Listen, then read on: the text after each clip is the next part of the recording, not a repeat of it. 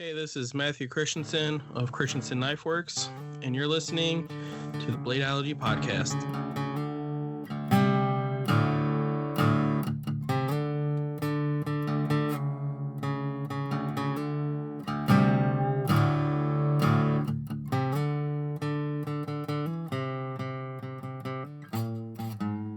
All right, we're going to jump into it like we do every week. Welcome to another episode of the Bladeology podcast. We are on this week with a very special guest. Happy to have on. My name is Jeremiah Burbank from PVK Vegas, and who do we have on this week? This is Richard Wright. Initially, I was doing a gun show in Rhode Island with a friend of mine that had a gun shop.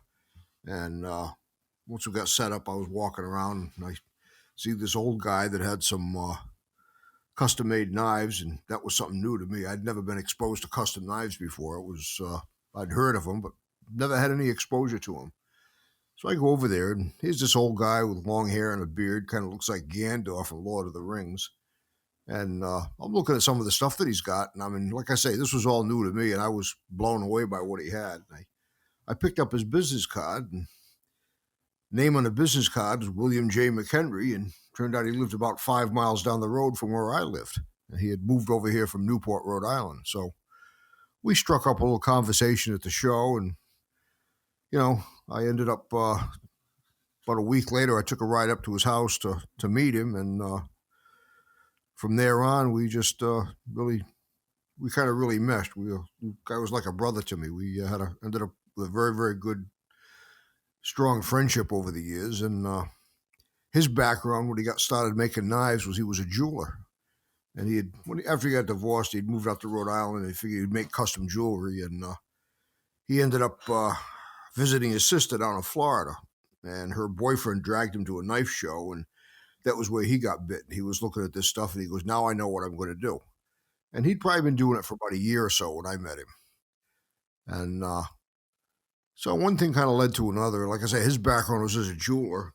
Mine was as a machinist, a tool maker, and a welder. And so we just started trading ideas back and forth. At that time, his stepson, Jason Williams, was going to school basically for, it was a tech school, I believe. He was training as a machinist, basic machine shop, high school. Well, I don't think it was, I think it was past high school, I'm not sure, but, basic course. And so we, Bill started getting educated in machine shop to a certain extent. I mean, he had no concept of drilling and tapping holes. At the time, he was going to a hardware store and buying little nuts and bolts to screw his knives together with. And he did a pretty good job of dressing them up. They looked pretty good considering what they were. But anyway, one thing led to another, and we ended up teaching each other an awful lot. And he was the one that got me started making knives. And I'd probably been friends with him for probably about 4 or 5 years before I actually got into it.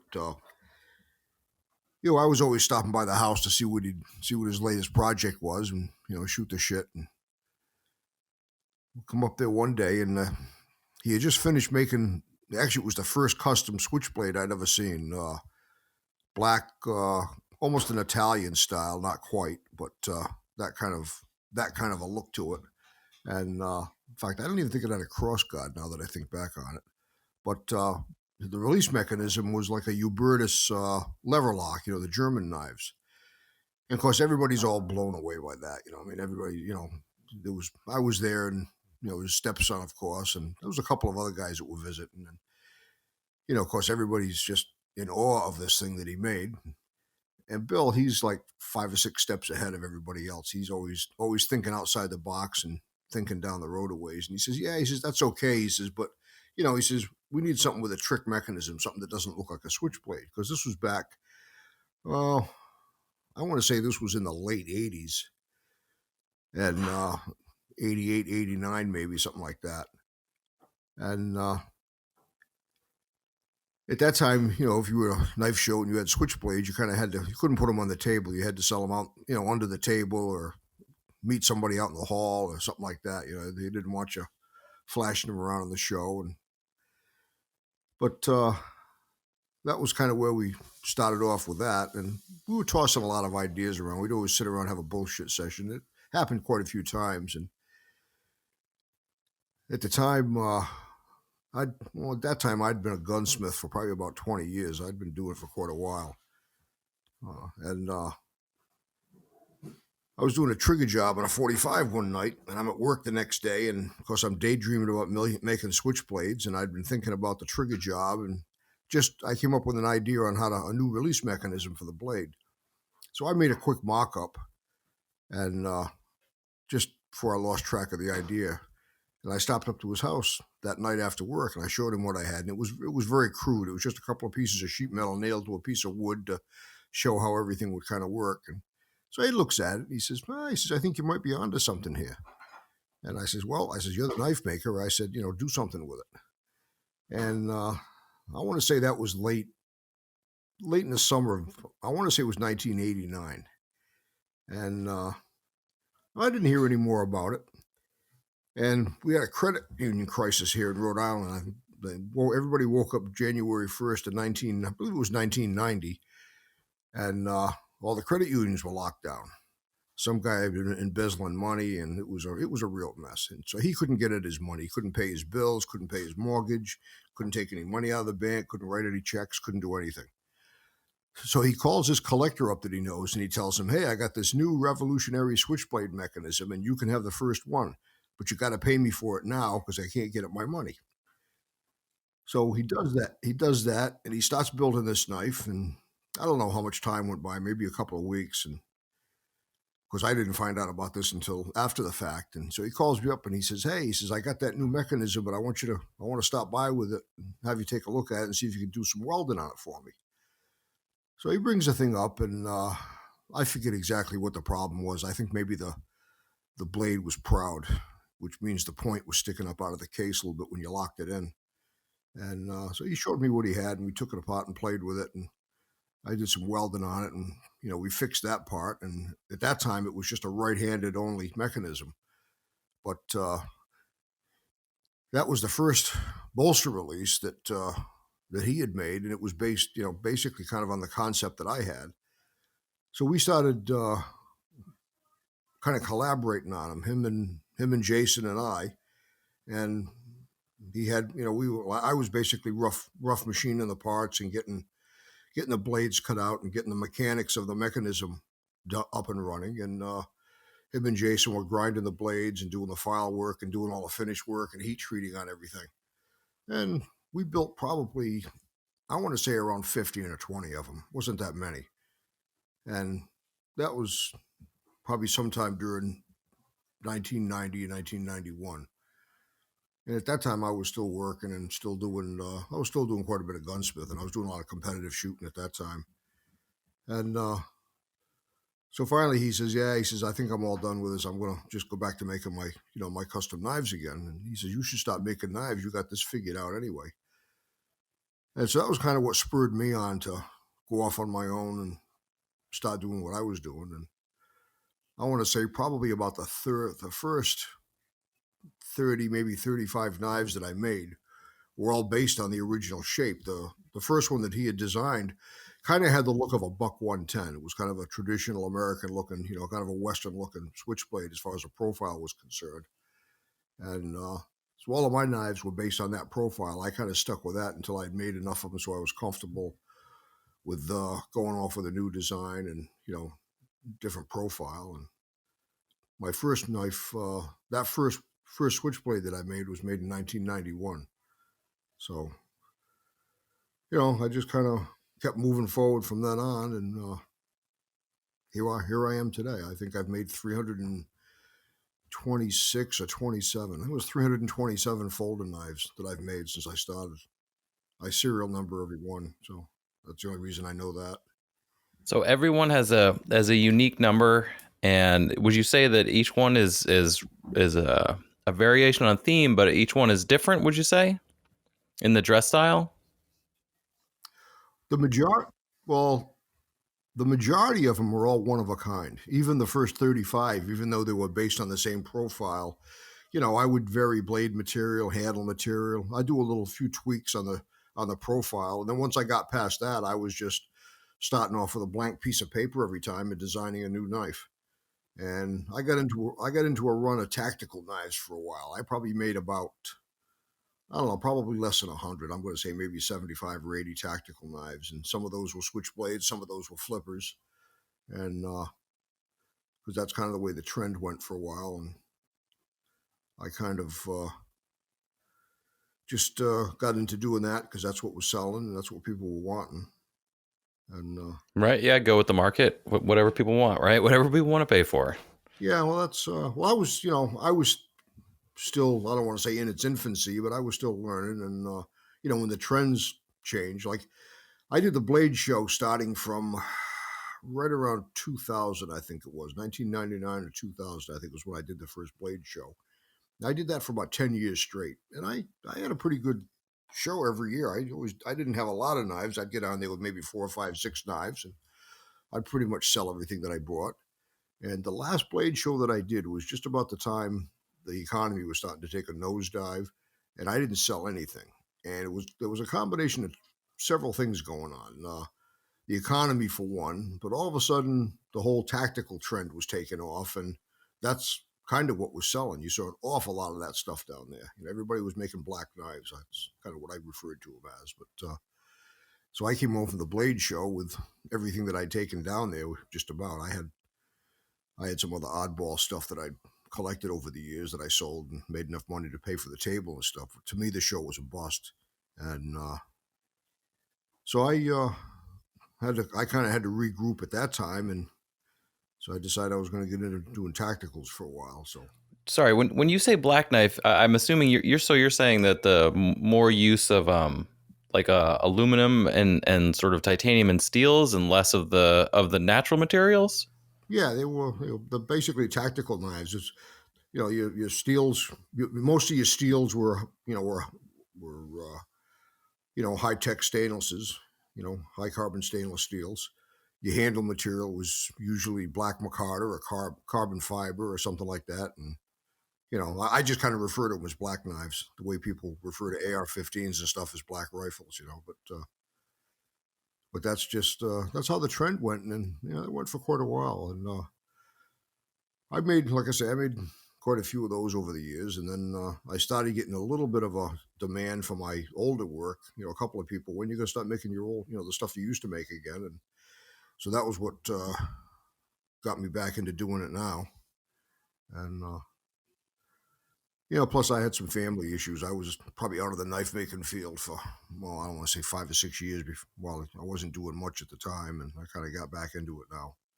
The collaboration that sparked you to really dive in deep with Bill and Jason. So that was what we now look at as a traditional bolster release. Yeah. Do you remember the name of the model? Did you have a name for it? No, I wasn't big on naming knives. Bill could come up with a name for every knife that he ever made, and I just there you go. I just serial numbered them. That works. You know what? That works. Okay. But everyone was different until I got into the tactical stuff, and that stuff. I was making kind of the same style and shape knife for a while. I had several different models that I'd made. I think I ended up making 9 different models of tactical knives. Some of them, were more popular than others. You didn't come into this totally blind, so you did have some machining knowledge. You were gunsmithing. So did you have a shop of your own, or did you work at a gunsmith shop? I've been playing around with guns since I was a little kid.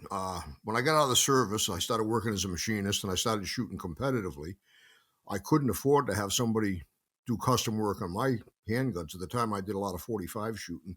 So I started working on my own guns, and one thing led to another. And I think at one time I had 5 gun shops I was doing work for. I ended up getting an FFL, because I had to have that to legally take possession of somebody's gun to work on it. And I did a lot of that over the years. I was kind of blessed when I got into the knife making end of it, because I had a lot of usable skills that I could, apply to the knife making. The mechanical end of it has never been a real big, I don't want to call it it's never been a really big problem for me as far as the mechanical end of it. It's been a little bit of a challenge from one knife to another, trying to get everything to fit and work properly. But my shortfall has always been design work. I mean, Bill McHenry could sit down with a sketch pad on his couch, with a beer in one hand and sit down and design a knife in 10 minutes and come up with something with a really unique look. And that would take me hours to do. And, he had a talent for it. The guy was an artist. He was a very, very, very, very talented individual. The guy was a genius as far as I was concerned. But that was my shortfall, was the design work. So that's always been a kind of a stretch for me. But there's always strengths and weaknesses and everything. But it sounds like at least mechanically you came into this a step ahead. Yeah, we kind of took a quantum leap forward with the bolster release mechanism, because nobody had ever seen anything like that before. I think later on I had seen some other knives that worked off of a bolster release, but it wasn't the same mechanism. I saw some where the bolster was actually silver sodded to the back bar, and it was like a lockback setup, but it was just right-handed, and it was, everybody kind of took a different slant on it. I've always said that knife makers, we all do the same thing, but we all do it differently. So. Yeah, variations on an idea there, right? You see one person do it, you change it a little for your own style. This mechanism that you guys are working on with Bill was probably one of the first of its kind. I believe so. But I know one of the projects we did was he had some guy. I don't know that much detail about the guy. From what I understand, he was a European banker, and he had a real big estate up on one of the Finger Lakes in Michigan. And the guy, for a while, I guess he was buying everything Bill made. And so we decided to build the biggest switchblade that we could figure out how to make. So we made this thing that Bill called the Valkyrie. And it was he did all the design work on it. The thing was, I want to say the blade was around 15 or 16 inches long. And I think the whole knife, when it was completely open, was around 36 or 37 inches. And it had a separate blade that folded out of the back of it. He referred to it as the tail, because it was more of a spike. And he had the scales on the things were made from almost a full-size Impala horn. The thing was huge. And the front and rear bolsters, because it was a bolster release switchblade, and the front and rear bolsters he had carved up out of wax and had castings made out of bronze. And then he did all the detail work on the castings, carved those all up and everything. And I got pictures of it around here somewhere, but that thing was, something that the three of us worked on, him and I and a guy named Ralph Salvidio. Wow, I can't imagine. That's a large knife. Yeah, it's a big one. It was a real far out fantasy knife. And it was an auto. So, I mean, you pulled the bolster and that thing must have cracked open. Yeah, well, it would actually, that was one of the things that Bill was kind of, how do I put this? I don't want to say that he stressed it, but he said one of the signs of a good switchblade is when you open it up, it doesn't want to jump out of your hand. It should open up almost a little on the lazy side. You want the thing to open up, you want it to open up with a little bit of snap. But like you see a lot of these older Italian knives, you open them up and the things they almost want to jump out of your hand. They're very oversprung. And that was one of the things that he got into, was if you had everything fitting properly, and you had a good pivot fit, and you didn't have too much drag on the blade and everything, you could get away with a fairly light kick spring. And I mean, it would open a little bit of snap, but it wouldn't, like I say, it didn't want to jump out of your hand. And that was the whole thing. He always called it balancing the mechanism. You balance your spring and your blade weight and everything else. And a lot of it was trial and error, but that was the whole thing, was to get them to open with just enough force so that you knew it was opening, and a little bit of a snap to it, but not so much that it wanted to jump out of your hands. But one of the advantages of that too is knives that are he always referred to it as being oversprung, they have a tendency to wear out. They put a lot of stress on all the parts, on the pivot, on the back bar. Everything gets beat up pretty good. So yeah, there's a lot of force at work there when that blade jumps out too fast. Yeah, that's true. Interesting. So that sounds. I would love to. If you ever come across pictures, send them over. I'd love to see pictures of that. I'll get a chance. I'll dig those out and email them to you. Yeah, that'd be cool. I'd love to post them up. Which brings me to another question. So, I mean, you were telling me that so you've built 300 something knives. I mean, do you have records of these knives? I know I talk to makers, and sometimes they're kind of bummed they don't take more pictures in the early days. I mean, what kind of catalog do you have of these knives? Well, what I did when I first started making knives, I didn't have a computer. I took some pictures with just a 35 millimeter camera, and I don't know, it was around number 34 or 35 that I ended up getting a computer and a digital camera, and I just started doing a photographic record of everything that I made. I wanted it so that I could, go back and look at it and, you know, kind of review what I had done a year or so later and take, just see what things look like. And to me, it was a good way to keep a record. And I just started doing that, and I've got a whole shitload of pictures on my computer. I mean, that's good though. It's good to have a record because so many times makers lose track of these knives. I mean, that's sort of like, it's like they're like kids. You build them and then they just wander off and they end up in someone's collection and you never see them again. Which is great, but it's also unfortunate. Well, that's the thing too. Is a lot of guys, they want to get their knives professionally photographed, but that gets a little pricey after a while. You're talking a couple $100 a knife. I've had that done with a few of them, and get pictures published and stuff like that. But I got to the point when I started doing the digital photography that I could do a decent enough job that I was happy with it. It was actually, I've had a lot of those pictures published too, but I did it primarily, like I say, just so I'd have a photographic record of what I'd made. No, I mean that's smart. So I wanted to jump back. You said that you were in the service. You got you got a little machining knowledge from being in the service. Which branch of the service were you in? I was in the Air Force. I was at an F4 training base, in the Mojave Desert. I ended up staying there for 4 years. I was in a field maintenance outfit. The building that I was in had a machine shop, a welding shop, a corrosion control shop, which was primarily painting. They did a little bit of electroplating, and a sheet metal shop. And I managed to learn a little bit of everything in there in the 4 years. And the 4 years I was there, plus I ended up going to tool and die school in Chinook Air Force Base in Illinois. And I took it upon myself to...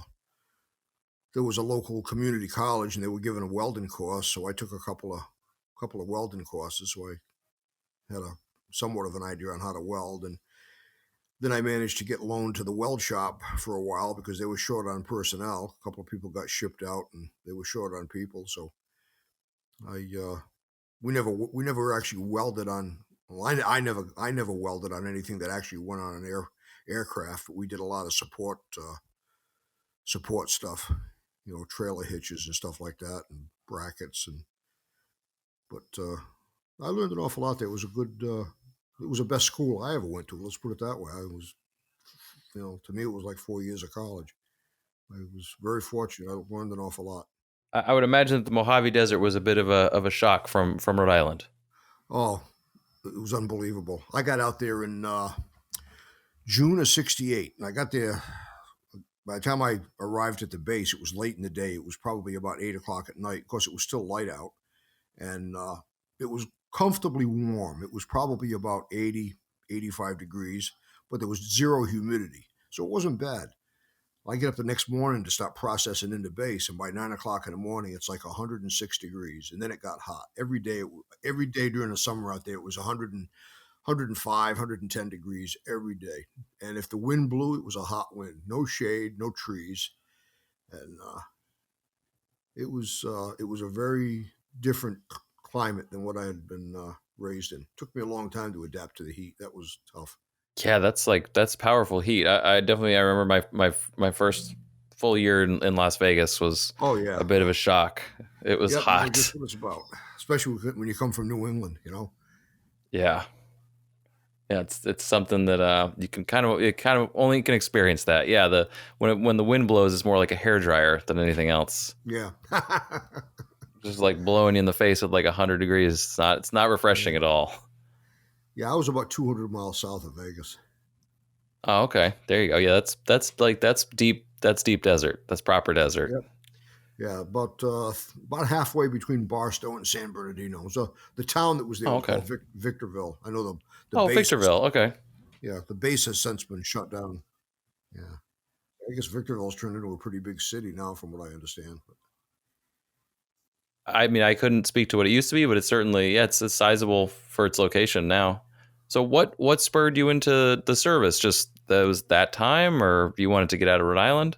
Well, a little bit of both. It was Vietnam War going on. I figured I was going to get drafted anyway, and I had a gentleman that I worked for when I was a kid, ran a backhoe service, a guy named Ray Hazard, and he'd been in the Navy during World War II in Korea.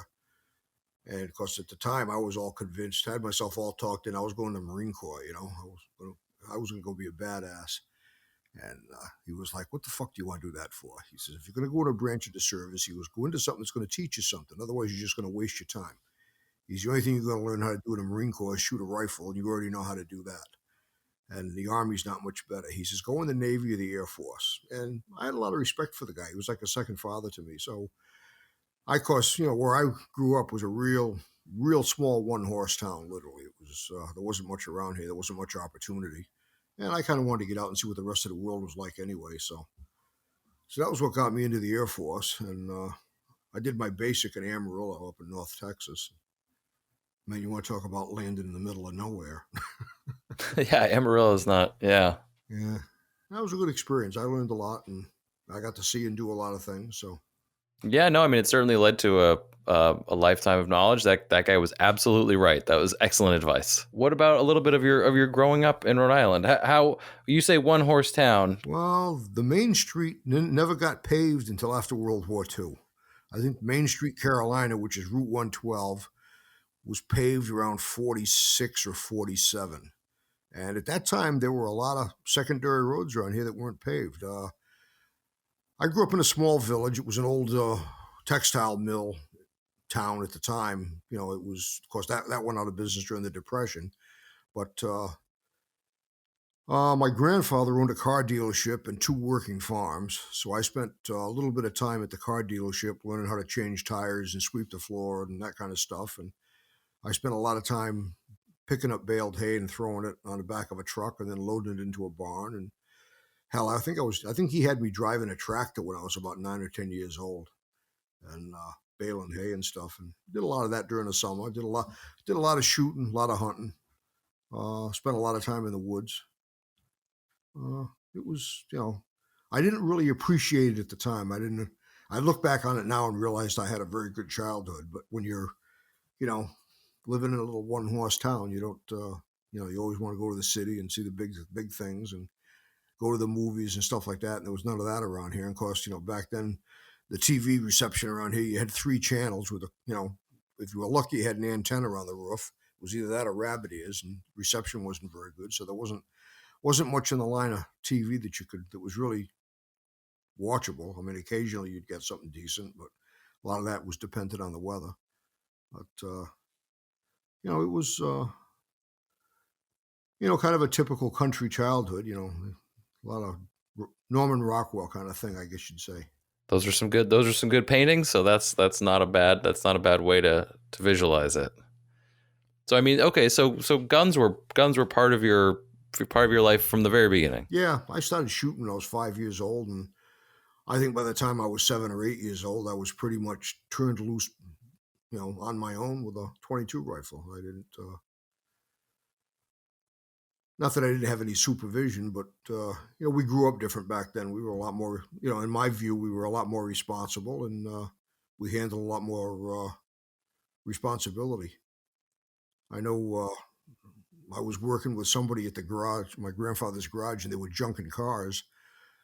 And I was probably 10 or 12 years old, and I'm out there, with a cutting torch, cutting up cars and junking them. I mean, you don't see kids doing that kind of stuff today at that age. And by that time, I'd already been doing it for a while. But I was exposed to a lot of stuff. I had an aunt that had horses. I did a little bit of horseback riding. That was all part of life on the farm. But they had one farm that was agricultural. They grew hay over there and potatoes and stuff like that, corn.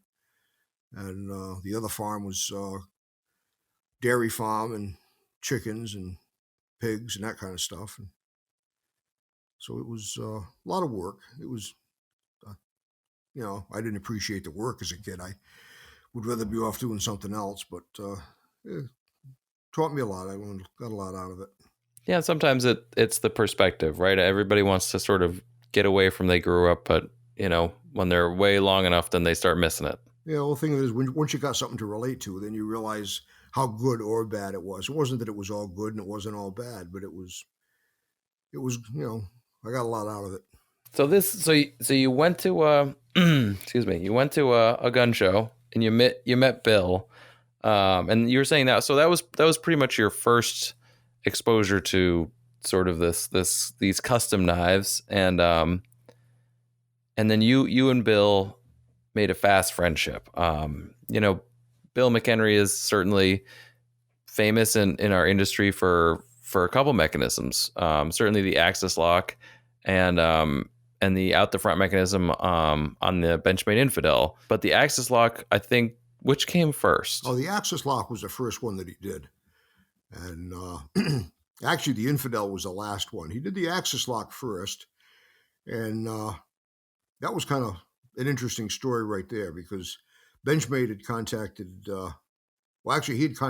he had hooked up with Benchmade. I'm getting my stories mixed up here. But he'd gotten mixed up with Benchmade initially and showed him, the axis lock mechanism, and he had already had it patented. So he basically got hooked up with them on that. And then he started working for them as a consultant. He did a lot of consulting with the original axis lock to show him how to make it and get all the bugs out of it for manufacturing. And then he come up with another mechanism that he called I'm brain dead tonight, levitator. And he'd built this little thing that he called a benchmite. They called it a benchmite. It was a little short pocket knife. You could put it on a keychain. Had about 1.25 inch blade. And it was sheet metal construction. And on one side of the sheet metal, it was all cut out or stamped out in such a manner, there was a little pad on there. And when you pushed on the pad, the other end of it lifted up and there was a pin on it. And the pin would unlock the blade so that you could open it. And when it was fully open, then it would drop back down into a second area and lock the blade open. And he designed that with the idea of changing one part and turning it into a switchblade. So when they did the first ones, they were all manual. And then they came out with the second model, which was a switchblade. And I know he did a couple of straight knife designs for him, and I know we worked with him on some other stuff. And then they contacted him and said they wanted him to design it out the front. And I don't believe Bill had ever built one. So what he did was he went out and he bought every one that he could get his hands on. And I think at one time he probably had about 20, 25, maybe more. And took them all apart, figured out how they worked, and looked at the strong points and the weak points. And he had some, there was one knife, it was a production knife, nice looking knife. It was designed by some knife maker whose name I can't really remember, but that's kind of a good thing. But as a production knife, you couldn't get the thing to function 5 times in a row. It was terrible. It was a nice looking knife, and it appeared to be well made, but it just wouldn't work.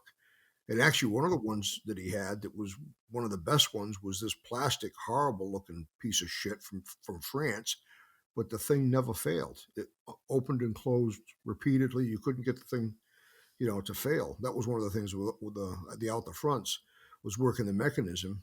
After a while, the blade would just either fail to go out or fail to return. Usually, fail to go out, and that he felt was that was something that needed to be 100% reliable.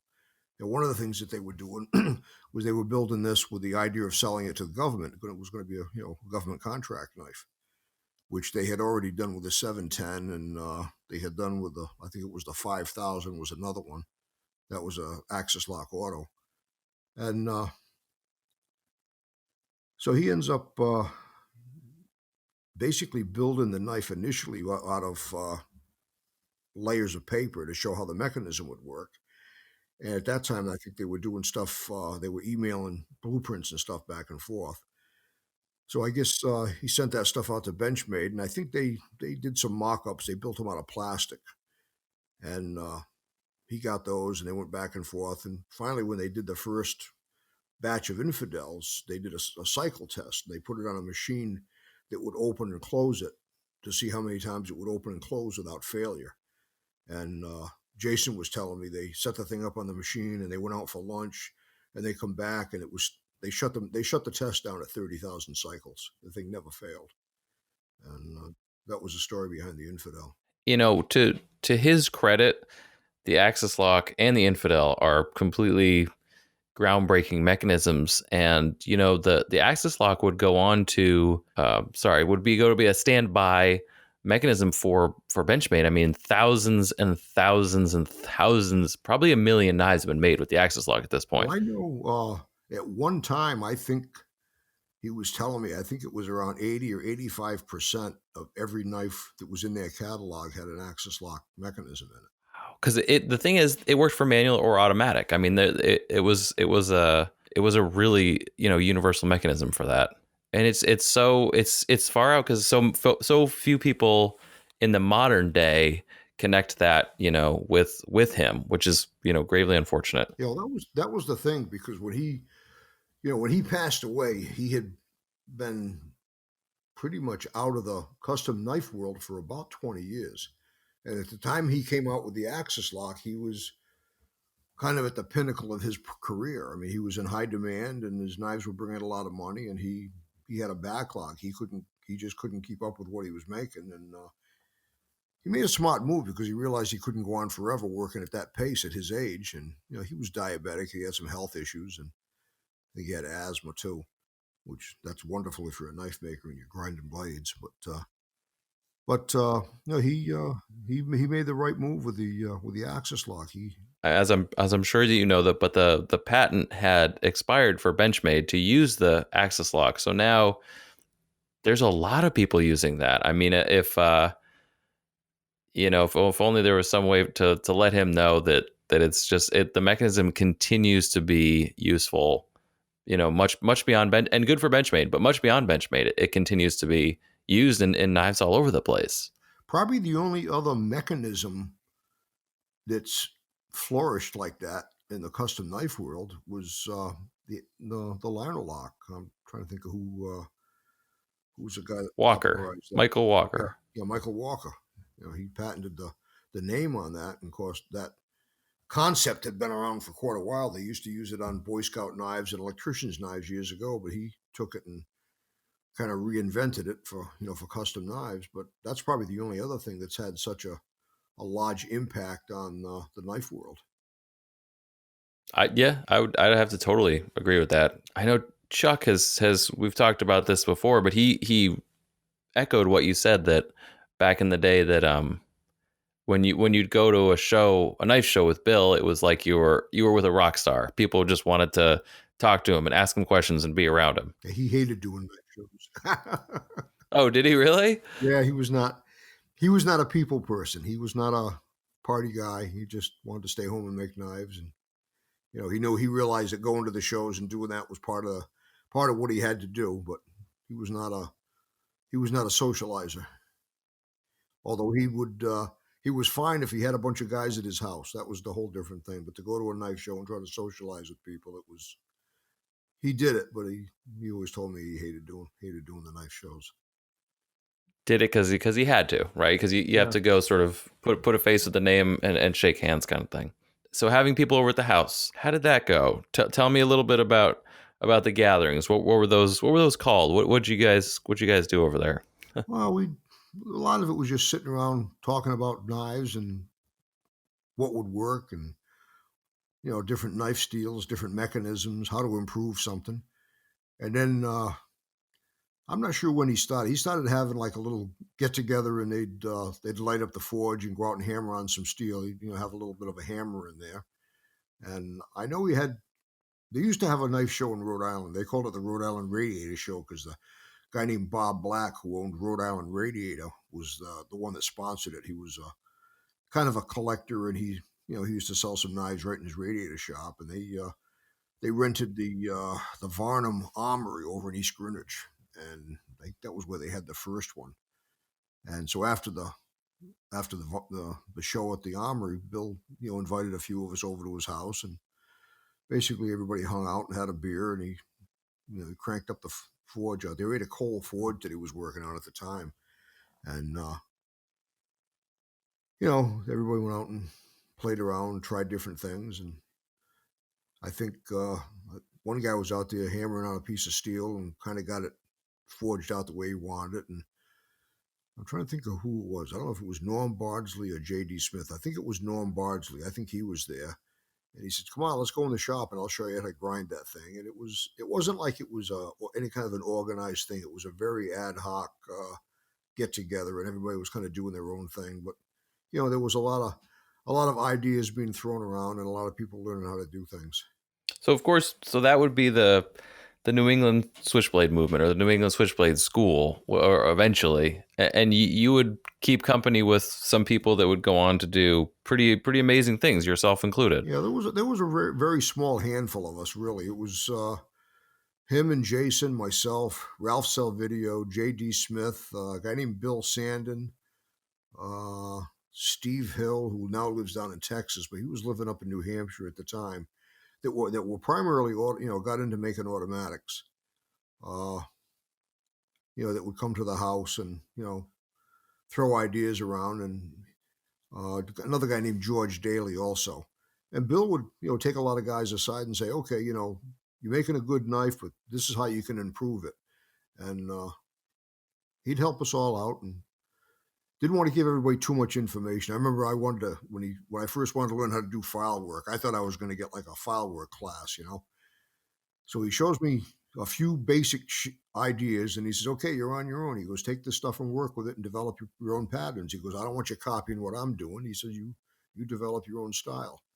And that was the kind of teacher that he was. He'd show you the basics and get you started. And I know once I got into doing the file work for a while, he was doing detail work with a hammer and chisel, engraving tools. And so he gave me a few pointers and showed me how to do that. And actually, I think he gave me an engraving chisel to use. And so I started doing that by hand. And then I discovered a Graver Max, which made all the difference in the world with the ability to get things done, especially with the materials we work with, a lot of the tool steels and stuff. And I do a lot of stuff with titanium. I do all my back bars and my liners are all titanium. And early on, I used to make the back bars out of 01 tool steel and heat treat them because they had to be spring tempered. So you'd file work them and then heat treat them. Then you'd have to go back in and hand work all the file work with sandpaper and stuff to get all the scale off of it. And that was when, after that, I discovered I could do it with 6ALV titanium, which is spring tempered. So that made life a lot easier. That was how the whole thing kind of got started. And it was it was kind of very informal, but he taught a lot of people in a lot of different venues, and they took it and ran with it. And you could definitely see the influence, that he had, because not so much that anybody copied exactly what he did, but you could see a definite similarity in styles. So these guys that would hang out and be at Bill's shop, these, some of them would stay in New England, some of them would move on. Throughout the years, would you collaborate with any of these guys and work on projects together, or you just kind of, you saw each other at Bill's and that was sort of the once a year meetup, or how did that work? Actually, the only one I really ever collaborated with was Bill. We did that Valkyrie thing, but collaborations are tough because if you're not really working hand in hand with a guy, you're trying to figure out who's going to do what, and it can get very, very time consuming. And a lot of people just, we're hermits that we keep ourselves in our shop and listen to music and make knives and drink coffee and don't bother anybody, and it's tough a lot of times it's tough to work with another person. I know you hear about a lot of knife makers that'll take on an apprentice and train them, and I couldn't do that. I just don't have the temperament for it. I don't think I'm a good teacher. I mean, I've told a couple of people, if you want to come over and hang around here and watch me work, that's fine, but don't talk to me and don't ask me questions, because it gets to be very distracting. I had somebody in here, about a month ago. He was over here for something else, and I'm trying to get something done. He's talking a mile a minute, and I had to do something. I had to weld something up, and I started to weld it up and realized I picked up the wrong welding wire, so I had to go back and remove all the weld that I just put on it. And that's the kind of distractions you don't need when you're doing stuff at this level. It requires there's a lot of concentration, and it's like any distraction can screw things up. I know when I used to stop up and see Bill, a lot of times he'd say, "Look, you know, get out of here and come back tomorrow because I'm in the middle of doing something. And I don't want to talk. I don't want any visitors." I mean, he wasn't rude about it or nothing. He just said, "Look, I'm in the middle of doing this. I can't be distracted right now. I got to get this done." And I understood where he was coming from. So, because I'd never call him up, I'd just stop up when he was right around the corner. I'd usually stop there on the way home from work or something. But no, as far as collaborations, never really got into it. I got one guy now that him and I are tossing an idea around about doing something, but that level of concentration, that's an important thing that I think, I hate to say it, but I think in this modern world, I think we've all lost a certain amount of hyper concentration just because of technology and everything. So I think that's totally reasonable to just be like, you know what, I got to focus on this, go away. Like, the thing that blows me away is when I look at some of these like old 1800s Sheffield knives, and I look at the intricacy that goes into these things. And these things were all done by hand with files and crude tools and crude saws. I don't know. I don't even know what they had for magnifiers back then. I don't know how the hell these guys could even see what they were doing with some of the stuff that's so small and intricate. The amount of concentration that it took to do something like that, and the amount of dedication. They sure couldn't have been doing it for the money. They had to be doing it because they loved it. Yeah, I can't imagine they were getting rich off of doing some of this stuff, especially since, they were probably working for somebody else and then that guy sold it. And then Sheffield, what do you are you taking inspiration from Sheffield work or just enjoying old cutlery? I get a lot of influence in what I do by looking at older stuff that's been done. I just got done finishing a knife that was based. Bill had an old, we think it was a Spanish design folding knife, long, slender design, probably about a 6-inch blade, maybe an inch wide at its widest point up where the blade folds into itself. And a little on the crude side, but just nice lines. And I had taken a profile off of that years ago. And I've made several knives over the years that were based on that profile. I just did another one. And I like the lines. I like the looks. A lot of times I'll look at a lot of the old Sheffield stuff and I'll just get an idea from that on a design profile or something like that. That's a lot of what I don't try to ever replicate anything that somebody's done or, a design, copy it exactly. But, it's like Bowie knives. I mean, there's a million of them out there and they're all different, but they're all got the same characteristics, it's a classic design. It's like an Italian switchblade stiletto, design. That's a classic design that's never going to go out of style. Any inspiration from local New England cutlery history or just Not really. The only, let me see. Bill I used to get a lot. I keep referring back to Bill, but he had a big influence on what I did. But he was always picking up a lot of antique knives. He did a lot of shows for a while, and at that time, before the stuff became highly collectible, he used to find stuff in junk boxes all the time. But he had something that he'd picked up that was called a penny knife, and it was a very long, slender, straight folding knife. I don't know why they called it a penny knife, but he found a picture of it in some historical book, and they figure it was made around the time of the Revolutionary War. And the body of the knife was all metal. The one that he had looked like the body of the knife and the blade were probably made out of wrought iron, because you could almost see a grain or a texture in the steel. It definitely wasn't Damascus, and actually that was another one that I took a profile off of, and I've made made several replicas of that. Some of them I've done. Actually, I made several. Made the body out of an old Damascus shotgun barrel with with a Damascus blade, something that would be hardenable. But most of the knife history that I've seen in Rhode Island kind of came from Imperial and Colonial Cutlery. They were in the knife business for years, and I think they ended up closing shop. I think it was 2004. Yeah, I remember Colonial Cutlery. They used to do those the paratrooper knives or the shoot knives, sort of like a switchblade shoot knife. I had a case of a dozen of those things when I was in the Air Force. I got them from a guy in supply. Wish I still had them. They were good trading material for a while until they ran out. Yeah, those were pretty cool. Actually, I had a couple of those in my collection for a while. I think they were the slightly, I think probably a little more modern version with the grooved ABS handle and the slide safety. Yeah, these were fluorescent orange handles. Yeah, exactly. Yeah. So you drop them at night and they're still glowing. As far as knife shows go, was there one that stood out in particular? I know I wanted to ask you about SwitchCon. Yeah, that was actually the first real big show that I ever did.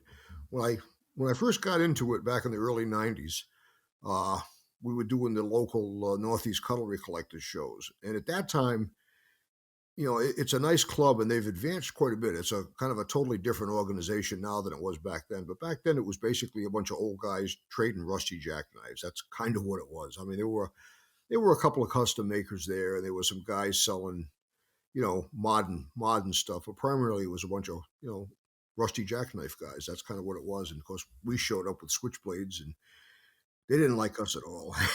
But we did a few of those shows, and I really had a problem. I couldn't sell anything. The stuff I was making, I was trying to make something that I figured would be a nice usable knife, something you could put in your pocket and carry every day and use, and it was a switchblade. And a little on the beefy side. I think the early ones I made the blades were 3/16 of an inch thick, and they would design the thing to for some heavy use. And I don't know, they were selling off and on. I really had a problem selling the things. I think I did some trading with a couple of them, and so I kind of got out of it for a while. I was too busy doing other things, working, and I was doing a lot of gunsmithing, and I was still shooting competitively at the time. And then I got a call from a guy. He'd opened up a knife shop in Charlestown. It was called Cove Cutlery, and he said he heard I made custom knives. And I says, "Yeah, well, I haven't done anything in a while. I don't know if I'm going to again." And he kind of twisted my arm into building him a knife, and that was what kind of really got me back into it again. And I'm trying to think of, I think we might have day tripped to a couple of New York shows in the late 80s, or this would have been the late 90s. And so Bill said, Irv, guy collector that he knew, a guy named Irv Wlliam out of Florida, was putting on a show in Miami. It was going to be called SwitchCon 1.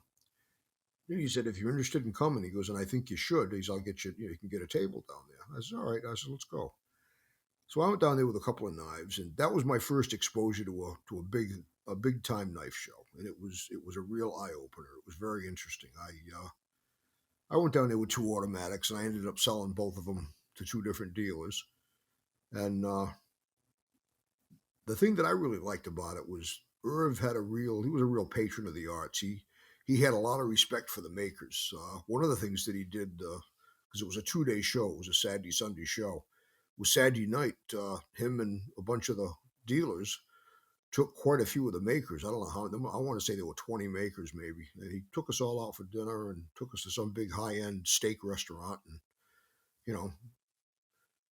it was funny because when he got all done, he got the bill and he said, all right, you handed it to the dealers. You guys split this up because you guys are paying for it.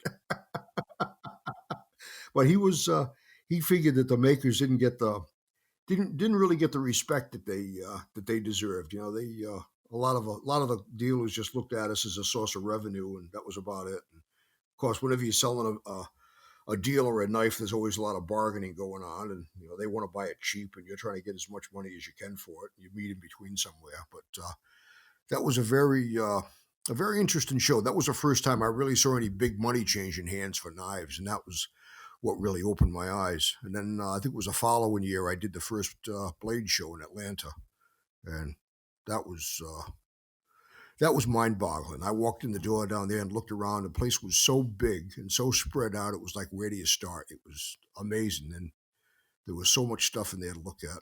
I mean, it was a 3-day show, and you could have spent 3 days just walking the floor, looking at tables, and still not have seen everything.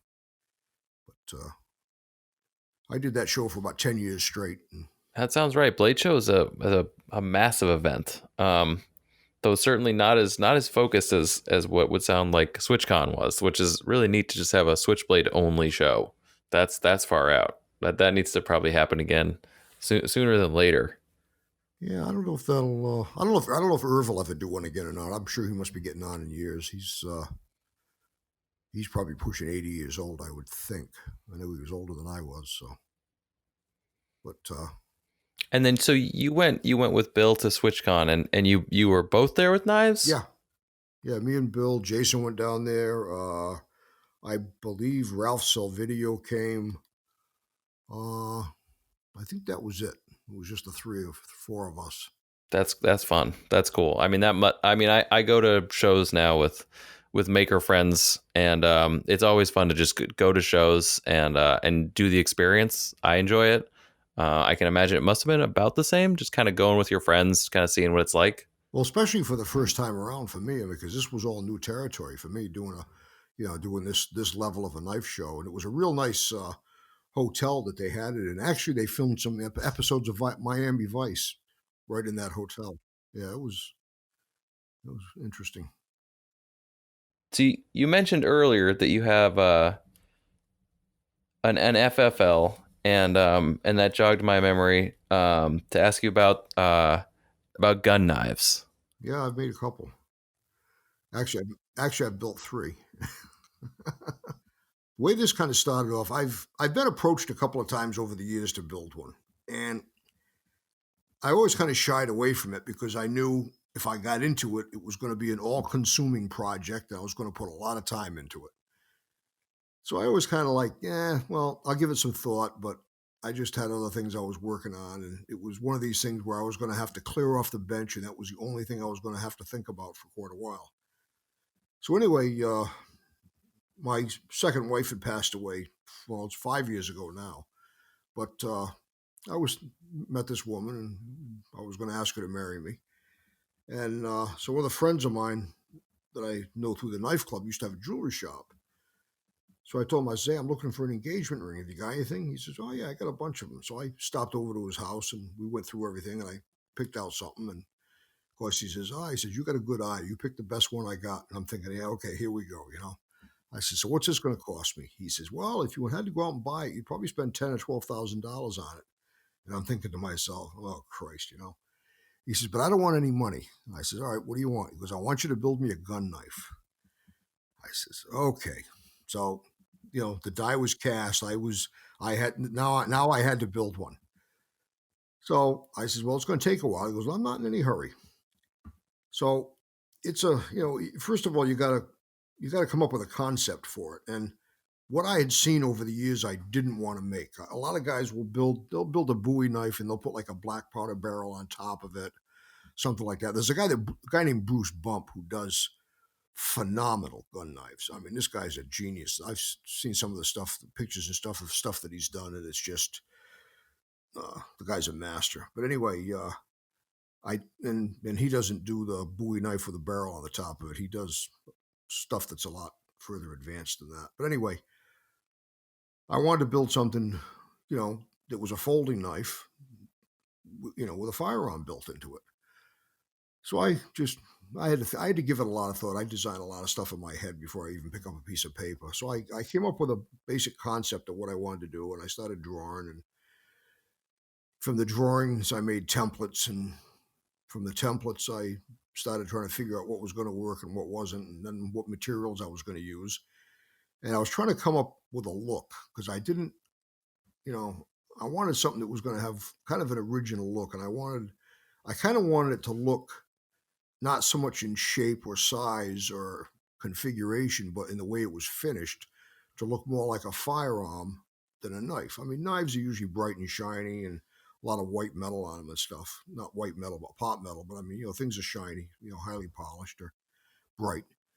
And I wanted something that was going to be blued. I wanted some color case hardening on it. I wanted to use wood scales. It would be checkered like a handgun. And once I figured out what I was going to make, then I started making hard templates and figuring out what I was going to do and I spent a lot of time making parts. And of course, then I had to come up with a concept for how the firearm end of it was going to work. And once I got all of this done, then I spent about a year building 3 of them. And the reason I built 3 was usually when I build something that's way out of the norm, a lot of times I'll build a pair of them in case I screw something up, I've got a backup. And in this case, that was a reason for that. And then I thought, I might as well build 3 of them. That way, even if I screw one up, I'll have one for sale. And turned out I didn't screw any of them up, and I ended up with 3 of them. But it's a fairly large knife. The blade was, I believe, 6 3/4 inches long. It was a long clip point blade. The body of the knife was all hot blued steel. The barrel was Damascus, and I put a rifle 22 liner inside of the barrel. The hammer, the trigger, both of the bolsters were color case hardened. One of the bolsters releases the blade. The other bolster will actually move the barrel up and down so that you can load it. It's like a tip-up barrel, like almost like a single-shot shotgun, you might say, something on that concept. And so anyway, he ended up with his gun knife, and I ended up with a diamond ring for my wife. I mean, that works. That seems like if both parties are happy with the outcome, that's a lot of what counts. Yeah, it was an interesting project. It was a lot of work. And like I said, I spent just about a year building them. And I mean, yeah, that's a huge amount of time invested. And it sounds like you still have one of them. Actually, I've still got one. I've still got 2 of them left. I haven't found a home for them yet. It's kind of a very narrow market. Some people are afraid of them because it's a cartridge gun. I had one on consignment with a gun shop for a while, and the guy says, "Well," he says, "I'm afraid to have this in here because it's a switchblade." And I said, "Basically, it's a single shot pistol." I says, "It's no different than having that AR-15 over there with a bayonet on the end of it." But I got them both sitting in my gun safe, and at some point in time, I'll find somebody that's collecting those and find a home for them. Meantime, I take them out and play with them, wipe them off every once in a while. It's kind of rewarding to look back on something you've made a couple of years ago, because then you get away from it long enough that it hasn't, you're not all obsessed with what you had to do to make it, and you can almost look at it and appreciate it for what it is.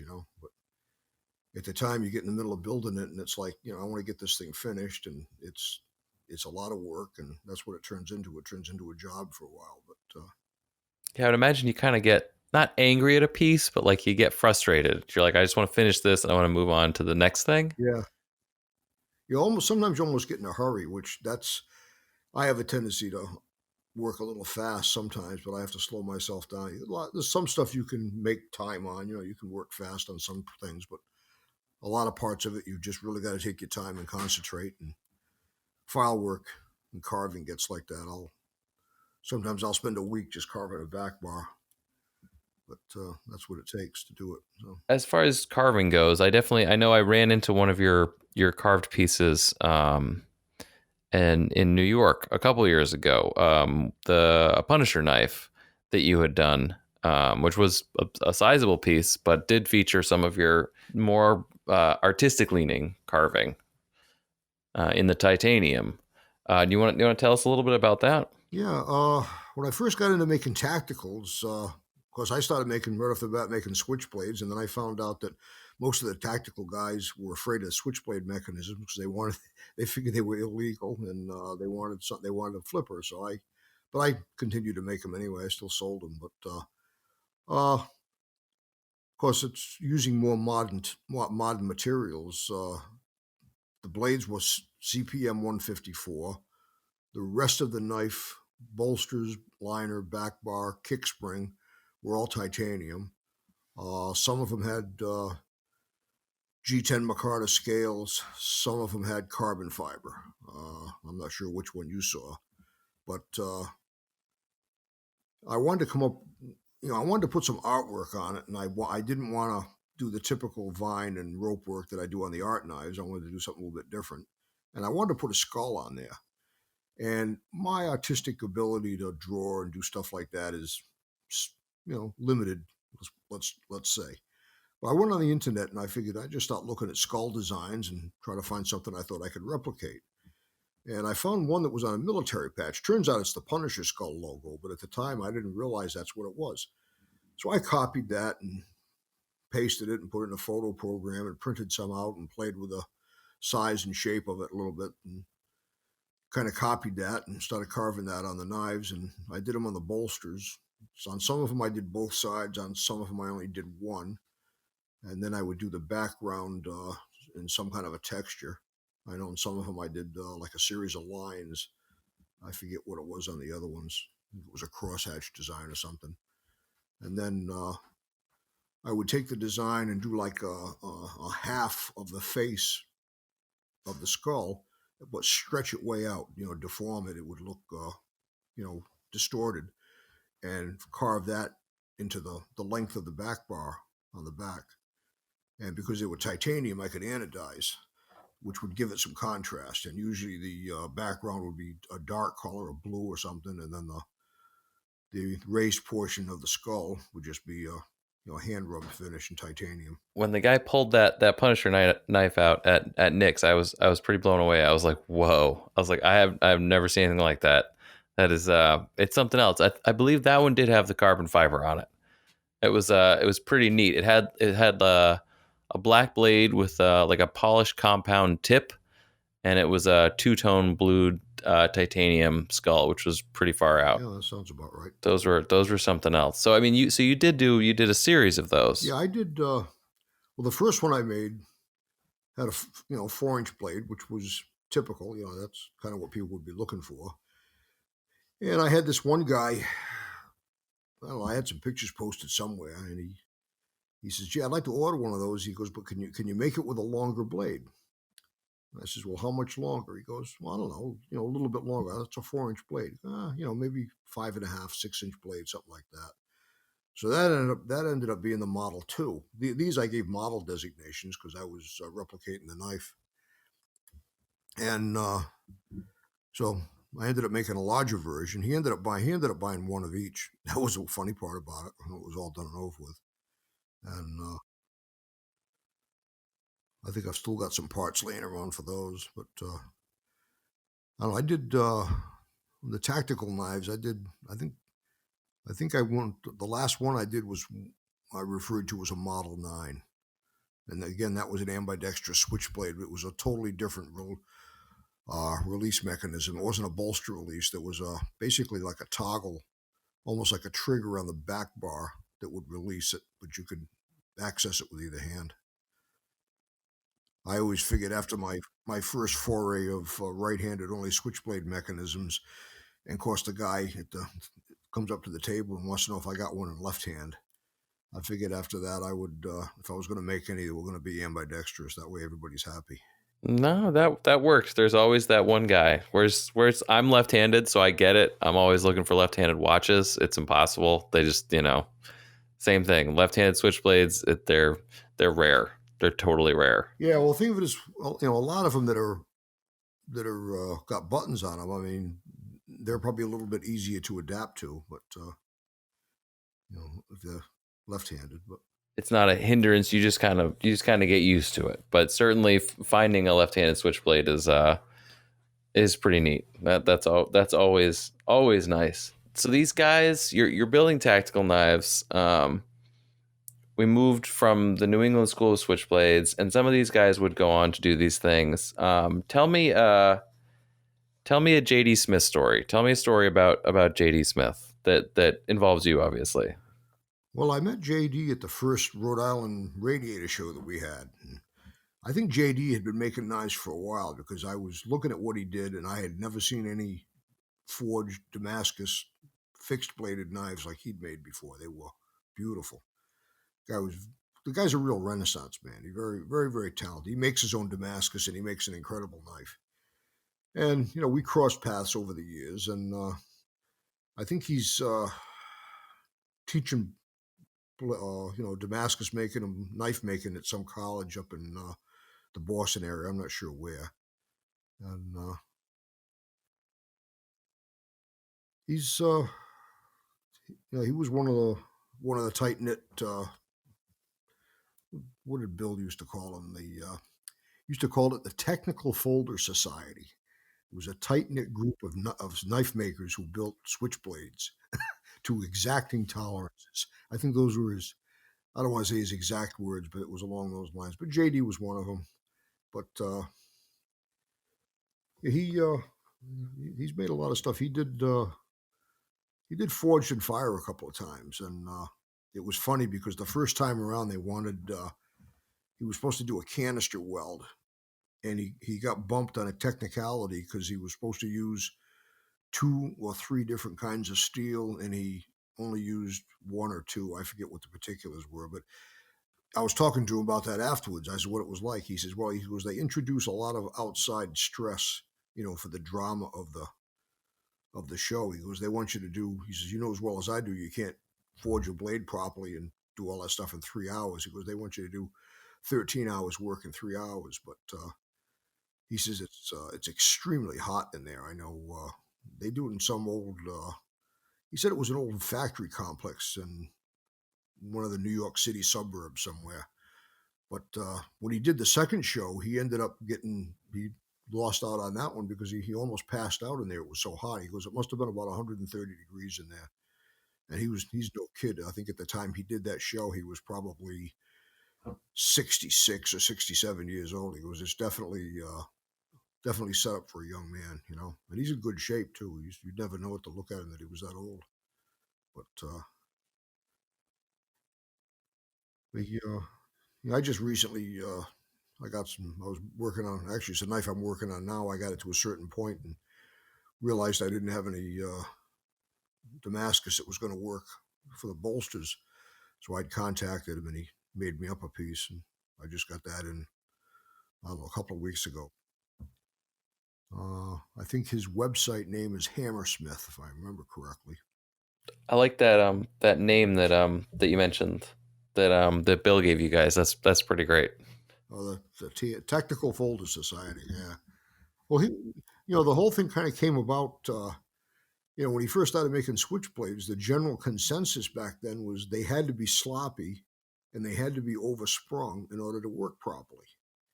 And a lot of times, a lot of your old Italians, they'd be real tight, so they'd have to put a real hard spring in it. And a lot of the custom ones were kind of sloppy. Otherwise, they wouldn't work properly.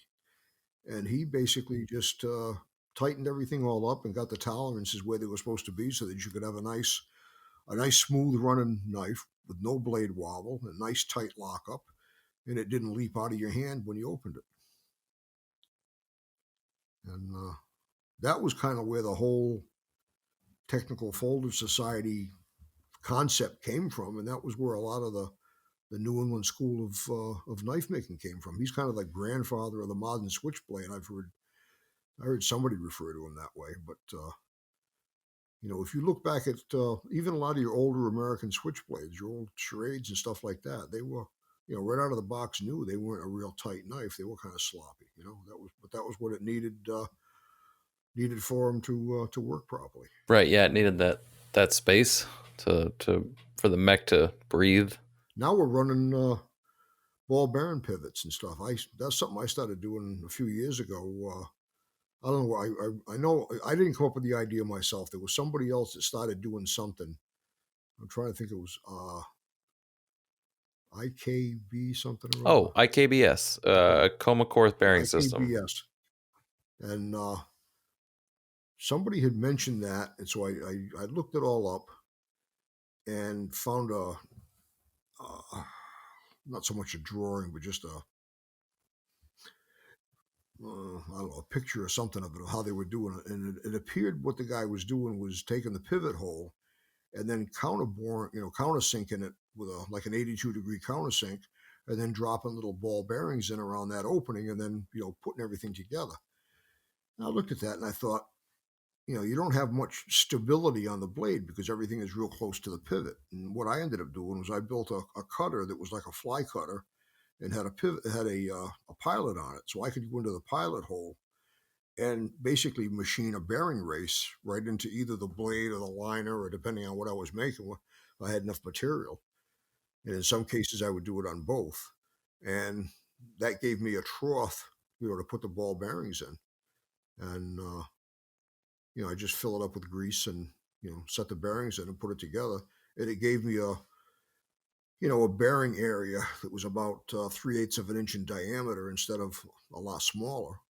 And they run very, very, very smooth. There's almost no friction. And that gives me the ability to cut way down on the kick spring pressure too. So, but now there's people, now they're actually making pre-machined caged bearings that you can, use a counterbore and just counterbore the blade or the liner or whatever whatever you're using. Depends if you build it a frame lock or not, and just drop these caged bearings in. It does the same thing. So the whole technology of that has moved forward considerably. That's all stuff that happened. Bill wasn't even aware it was going on at the time. I think I might have mentioned it to him, but he was I'll keep using shims. I mean, hey, knives on washers work just as good. That's a well-tuned washer knife can beat a bearing knife. That's always true. I don't know. I would hesitate to say this, but at the same time, I think it's true that I think that modern knife making, at least for frame locks, has become a bit more streamlined, and there's more information out there than ever has been before. Whereas I think it's always been a little bit harder, and especially when it comes to switchblades, I know that's what we're talking about. Switchblades have never been an easy thing to find out about. If you ask the right person, certainly, but there's not a lot of information out there. What I find is you have a lot of different people building switchblades, but they're all using, different mechanisms, and even mechanisms that are very similar. They execute it in a different manner than somebody else would. So there's a million variations on, just a typical Italian switchblade where you push a button and the blade opens up. I mean, that works. The way that works on like a seesaw concept. You push the button down and the button's attached to like not a fulcrum, but it's like a seesaw thing, and you push down on it, comes up on the other end, and there's a pivot in the middle for the thing to pivot on, and they execute that in a lot of different ways. I know Bill was trying to get away from that, and he came up with something he called a latch release.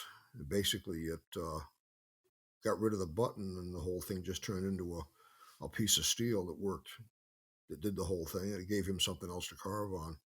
A lot of wanting to get away from that, because that button signifies to the public that it's a switchblade. When you see that button in the middle of the handle, they go, oh, it's probably a switchblade.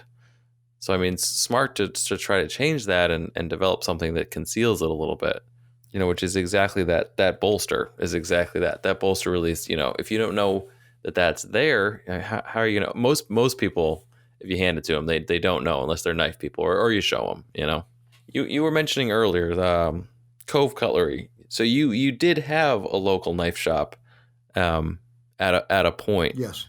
Was that ever a point of meeting for you guys, or did that ever play into any part of it? Like, I would imagine that just sort of being the other default, like, hangout spot. We never had any meetings or anything down there, but he did a lot to promote a lot of knife makers, as far as he would have their stuff in there and show it around. He had a website, and I think we did a couple of videos. I think I was in one of them of, different people, showing their knives and showing how they worked. He put on a knife show down there. It was a once a year thing for a while, and he didn't even charge anybody to come. He was doing it primarily as advertising for his shop. He'd put out maybe maybe a dozen tables out front in a tent, and everybody would set up, and everybody was out there making money, and he wasn't selling anything in the shop.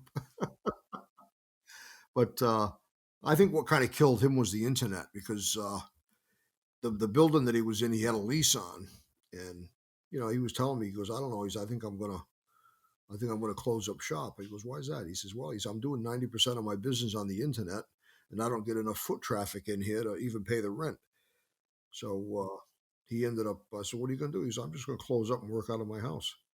He goes, because he was set up with several companies where you could go on his website and order a knife, and he got paid for it, and the company sent you the knife. I mean, he never even touched the knife. That's how a lot of that stuff was working. It wasn't that he, and he had all of his custom stuff on the website too that he had in there. But he flourished for a while until, like I say, the internet put a hurting on him. But he had a guy coming in there that was offering a knife sharpening service, so people could come down there with their kitchen knives and stuff and drop them off and pick them up a few days later. And he did a lot in a lot of different areas to try to help things out like that. And, yeah, it's good. Like a trunk show. It's important to sort of keep the community together like that. Whatever can be done. So as far as knife designs, primarily obviously switchblades, but I mean ever slip joints, balisongs, straight knives. What am I missing? Well, I've built some straight knives. I've built a few slip joints. Just most of those little penny knives were slip joints, and I built a few slip joints over the years, just kind of to break up the monotony, so to speak. Try something a little bit different. And I don't know how many straight knives I've made, maybe 50. I built some large Bowie knives for a while. I built some of those that had a secondary blade coming out of the back of the handle that was also a switchblade. Actually, I think I told you about my Facebook page. If you go on there and look in the folder under pictures, and then there's another folder of knives that I've made. I think you can see those in there. A Bowie knife with a switchblade. Yeah, why not? That's awesome. Yeah, because I had a website for a while, and it was just, to me, it was more trouble than it was worth. Because I never really did any sales on it, and it was more as a place to showcase knives. And then it got to the point it was outdated, and I couldn't put any pictures on there. And my grandson had initially set it up for me, and he wasn't doing that kind of stuff anymore. So I just I let the thing run out and shut it down. I started using Facebook. It was a lot easier to put pictures up there, and it gives me enough exposure. So yeah, it works. It's definitely, there's a lot of people who use that well for business. Yeah, there's a lot of Facebook knife groups out there. Once you start joining one, and one thing leads to another, and your name gets spread around, you get a little bit of name recognition. And I find if I post pictures of stuff that I've just finished, I get a lot of hits on it, and occasionally somebody even buys something. So that's not bad either, right? That's good. I know there's I think Instagram and a few of those other things. I don't even get involved with that. I'm too old to learn all that stuff now. There's a lot of different social medias out there. Instagram and Facebook, though, have certainly been there's a lot of people on Facebook. There's a considerable amount of people on there. I know a lot of makers do really well on there. A lot of active collectors and just people in general just talking about knives on there. If there was any knife that you haven't made and that you could make, what would it be? If you could just make anything, like any style, size, what would it be? I don't know, to be honest with you. That's totally fair. Okay. All right. Usually, it's tough for me to just sit down and make a decision on what I want to do. A lot of times I'll get an idea about something, and I'll make a few notes, and I'll see something that piques my interest, or I'll say, I kind of like the looks of that, but I'd like to change it a little bit. And, oh, that's a nice idea. Or, what really kind of got me started making knives as an adult was the Rambo movie.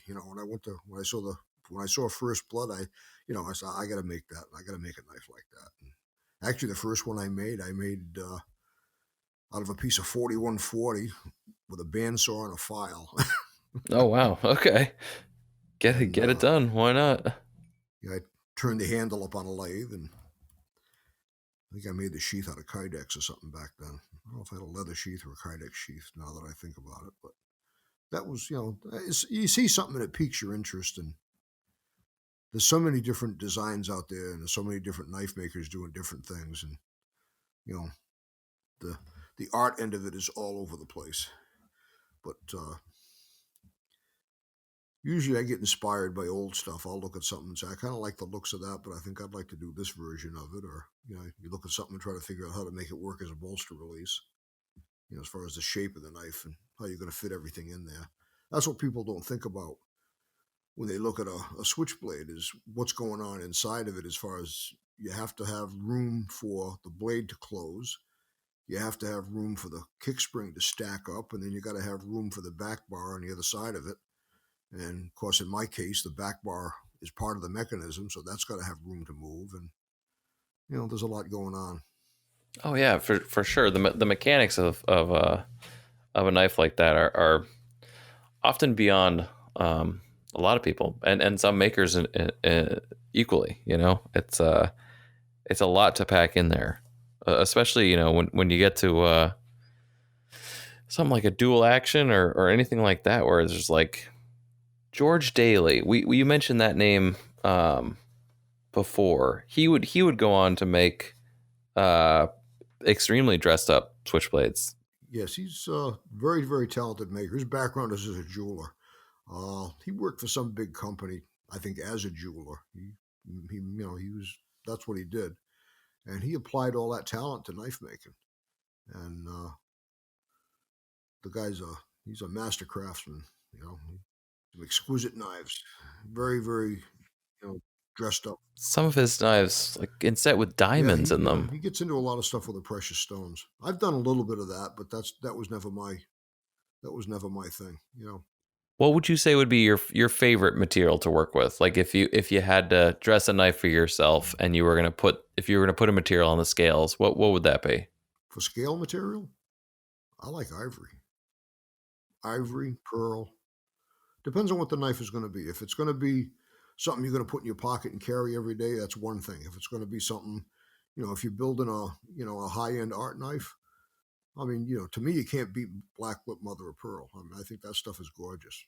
Real nice white pearl or gold lip pearl that's got some good color and some good depth to it is, outstanding. What about for synthetics? You like carbon fiber, micarta? I've grown to like carbon fiber. When I first started, I was a little scared to use it early on because the stuff was very, you definitely don't want to be breathing that shit. And when it grinds up, it turns into a haze. And I've got a pretty good dust collector system in my shop. And whenever I work it wet. But one of the things I didn't like about carbon fiber is it seems like everybody that builds a knife puts a high polish on it, which, while that looks nice, it makes the knife slippery. And if it's a knife you're going to use, that you don't want a slippery handle on it. I mean, if you're just going to, if it's an art knife and you're going to stick it somewhere and look at it, that's fine.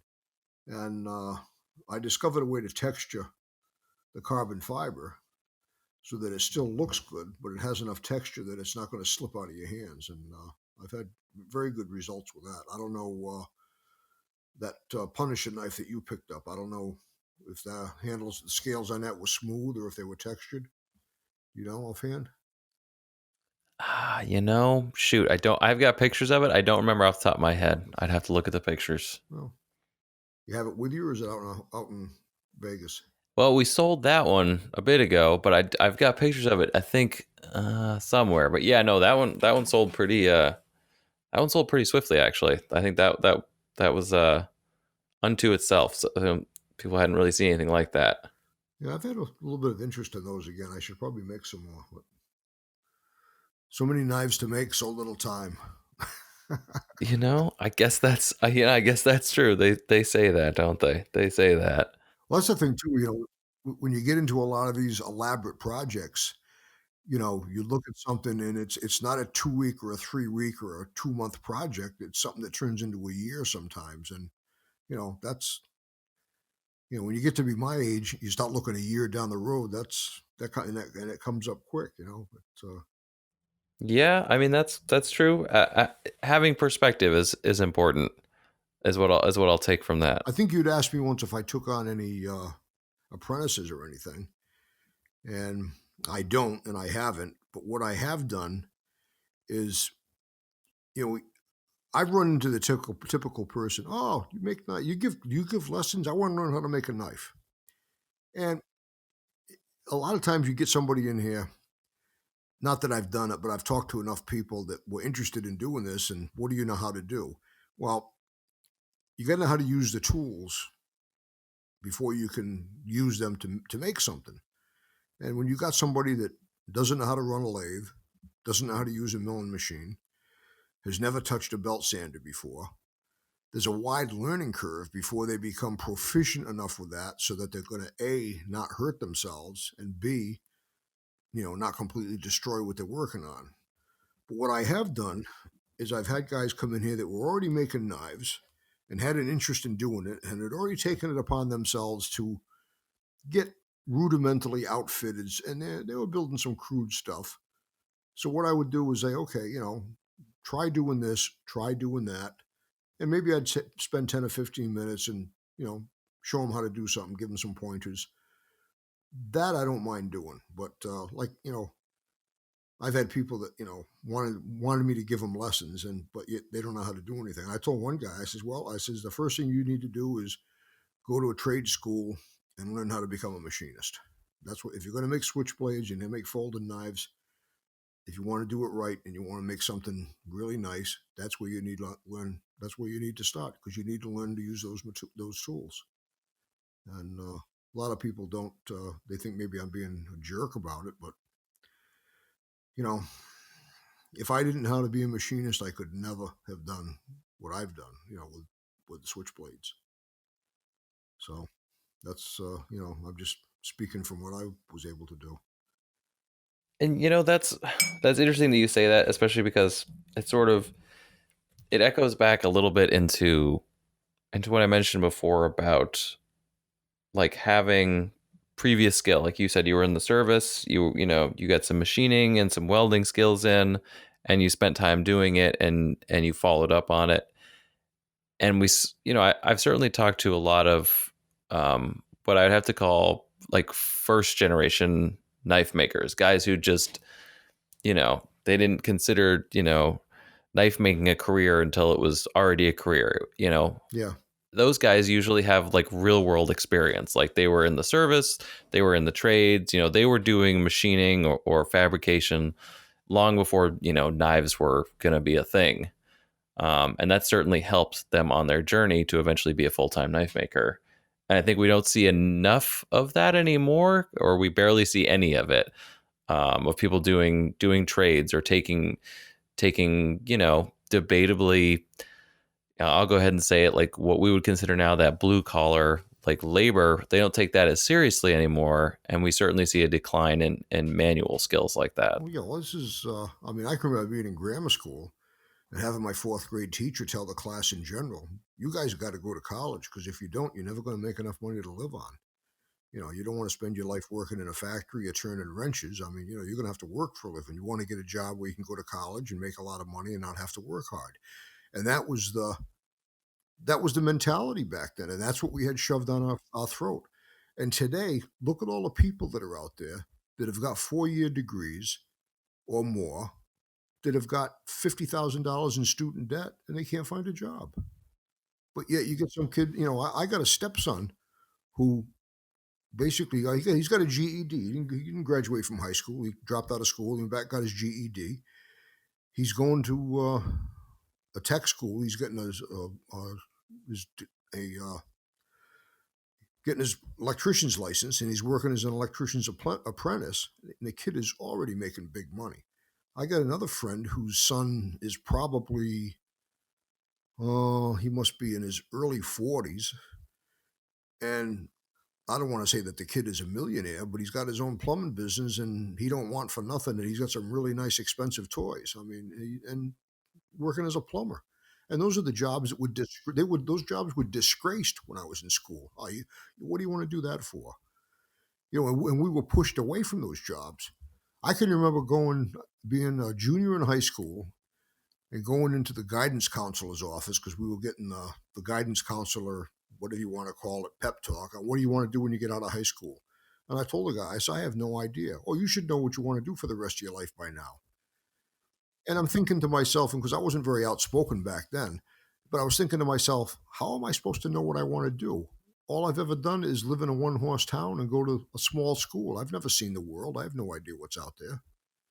And, but they force college down these kids' throats to the point where, you've got a bunch of people out there with college degrees that if they can find a job, a lot of times it's minimum wage. They can't find a job in, my generation went to college to avoid the draft. They were all liberal arts majors, you know, but back then college wasn't terribly expensive. Today it's ridiculous. So, but I think, getting back to the trades thing, I think it's starting to make a little bit of a comeback because they're starting to realize that, college isn't everything it's cracked up to be. College is great. If somebody knows what they want to do and they've got the brains and they want to be a doctor or a lawyer, I think it's wonderful. But to just go to college because somebody tells you you're supposed to go and go to waste your time is, I think it's foolish. But yeah, some exploratory time to figure out what a person wants to do, what a person's made out of, I know we got, Groton Sub Base not far from where I live, and they're always hurting for good help, and because you got nobody out there, no kids with any skills, and they get people in there. First thing you got to do is they got to train them. So Yeah, I forgot about that. I passed through there recently, just outside Mystic, where they have that NCCA show there. But yeah, it was closed. I wanted to go check out the sub base. Actually, they have like a little museum there. It's pretty neat. That speaking of which, okay, that NCCA show in Mystic, is that something you still do, or just sort of sporadically? Oh, okay. Yeah, I do the 2-day show every year. The 2-day show has turned into a very good show, although this year it's being canceled. I just got a email today from one of the guys on the board of directors because of the coronavirus thing. They said that they're just going to cancel it this year. They're not even going to try to reschedule it. But they used to have 2 shows in New York City, and those were the big shows in the Northeast. And when the knife laws got changed in New York City and you couldn't have knives there anymore, or whatever exactly it was, they moved one to New Jersey. They moved one to Florida. And then I heard the one that went to Florida didn't work out that well. And I haven't really kept up with it. But I know since that happened, the attendance at the 2-day NCCA show in Mystic has grown tremendously. That we get a much better turnout now than we did 10 years ago. And I think that's got a lot to do with it. That 2-day show has kind of turned into the, I don't want to say it's the biggest, but one of the, more predominant knife shows in the New England area because there's not much up north. I think there's a gun and knife show they have at the Big E Expo in Springfield, but as far as just a regular knife show is concerned, the Mystic show has gained quite a following. I want to say they got 150 tables there now. I could be mistaken, but I know it's gotten pretty big. When I was growing up, I've been to that Marlboro show, the NCCA show, a couple times, but I haven't been to that Mystic show, and I can't even remember how long. Yeah, the Marlboro show is a fairly decent location. I know early on they were trying different locations for the for their other. I think they have 4 shows a year, and they decided to just settle on the Marlboro location because it was a better location. They've had pretty good turnout there. And it's centrally located. It's not far out of Boston, and it's not that far north for us, and it's not that far south for somebody in the Maine, New Hampshire, Vermont area. So, yeah, I think I must have met Chuck there when I was just a kid and probably not even recognized who he was, obviously, at the time. But I talked to him about that recently. I'm like, I'm pretty sure I met you in Marlboro in like the late or mid 2000s, and I probably had just no concept of who you were. Which is pretty funny. Was another one of the New England makers. Actually, he started off, I think he was going to URI at the time, and he was working at Cove Cutlery behind the counter, basically helping Ron out down there. That was where I met him. And I think when I met him, he wasn't even making knives yet. I think he was thinking about it. And he started off real slow and just started making, little fixed bladed knives and neck knives, and started making some folders. And he's been at it for, well, I want to say 20 years now, I guess. Doesn't seem like it, but it's been quite a while. But he's turned into a very proficient knife maker. He makes some very interesting stuff. Nice, clean work. Yeah, he does all right. Yeah, it's far out to think back to, just it's one of those moments in time or in history where you don't realize, all these people are in this centralized location, and it seems like everyone's just sort of having fun, maybe goofing off a little bit, and then years later, decades later, it would turn out to be what it was, and people would be who they are. It's pretty far out. It's funny, but it was almost like the Woodstock of knife making. You didn't realize what was going on at the time. It was a phenomenal thing that happened, and we weren't even aware of it at the time. It was just a bunch of guys getting together, making knives, and, changed the way a lot of things are done. You said you're sort of just kind of getting back into the swing of things, and so Facebook is really where people should go to look at your work and to contact you if so needed, or you're not really taking custom orders, you're kind of just building what you want. I'm open to custom orders. I find most of the time when somebody wants something, they're in a hurry. They want to buy something today, so. But no, I'm open to custom orders. And so the Facebook would be the best place to find that, which is to put in Richard Wright? Richard S Wright on Facebook. All right, cool. Awesome. So if you're interested in Richard's work, go check out his Facebook page, and I'm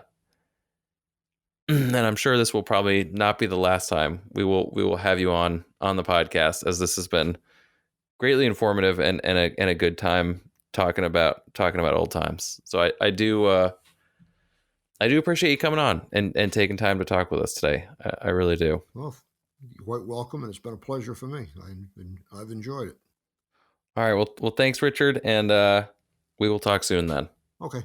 You have a good night. And that will conclude episode 26 of the Bladeology podcast. I want to thank once more Richard Wright for coming on and talking with us this week. Make sure to check out his Facebook page, where he has a great catalog of his previous builds. We will be back next week with our regular host lineup. Please remember, wear your safety goggles, tuck in those detent tracks, and thank a knife maker.